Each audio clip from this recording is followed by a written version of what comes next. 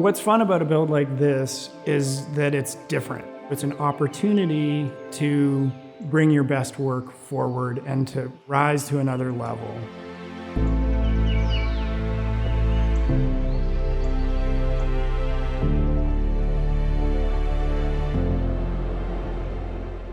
We're on the Olympic Peninsula. We are getting up to the foothills of the Olympic Mountains. We're also right on the water. This place is known for its boat building history.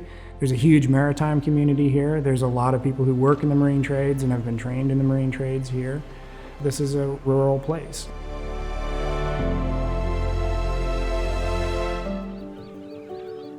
Oftentimes a project is started, we get contacted by the architect. In this case, we were approached by a real estate agent who was working with the owner. They needed an architect. And so we found out that the owner was living in Dallas, and we had completed a house with a Dallas-based architect, Dan. Dan's in Dallas, you're in Dallas. This could work out really well. I came out here to see the site, which was so thick with trees that we couldn't even get on the site, really. Initially, we were a little bit overwhelmed by the possibility of a 5-acre site. But as we did our due diligence, we found out most of the site is considered a wetland and would not be able to build on the wetland portion of it.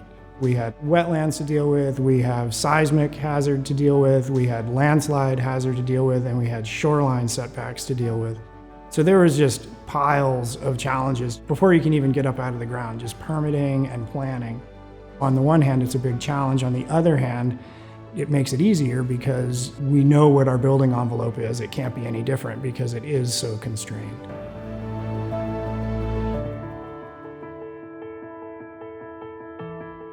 The floor plan is organized around the most basic requirement of the owner's building program, which was to have his portion of the house, 1 bedroom, living room, the kitchen, the office, distinct and separate from the guest portion of the house. And that led to the creation of the dog trot space that frames the big western view. And that's what then breaks the house down scale-wise so that the house is really just a combination of several kinds of roof forms. In other words, each main portion of the house has its own roof form, and it's kind of pulled apart so that the central passageway is the organizing element. We wanted the interior of the house to have a very warm feel, particularly through the winter months when it's cold and cloudy. The floor is Douglas Fir, which is grown in this part of the country, and it's very traditional building material for both exterior and interior surfaces. We wanted the house to really take on the quality of a vessel, more like a boat, really. And a boat, the interiors are typically wood, so we followed that model here, where the floor just kind of wraps up onto the walls and fills the spaces between the windows, thereby sort of integrates everything. One of the earlier pieces of guidance from the architect was that I wanted the house to be up, sort of floating almost. The finished floor on this house is about 5 feet above the grade outside. When you have floor-to-ceiling windows in the bedroom, for example, it almost feels like you're camping out in the woods because you have floor-to-ceiling glass, you're looking right out at Douglas fir and madrone trees, and you're sort of floating above the forest floor. We have windows that go essentially floor-to-ceiling, where the ceiling paneling or drywall creates the reveal at the window. There's no trim at the head of the window.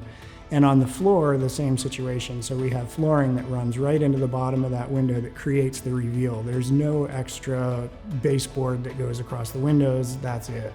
And in order to pull something like that off, you need to have a window manufacturer who understands what you're trying to do and who can work with you to make sure that the windows that you get are sized right to fit in those holes.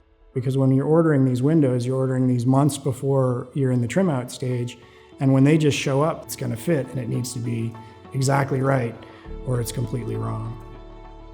We used Marvin because they had a great combination of products that worked for us. We have quite a few just fixed windows, and we have these sliding doors. Marvin can produce all these products with a good continuity in the details. so that the interior frame would be consistent on all three of those types of fenestration. And that worked really well with the color palette that we were using inside the house.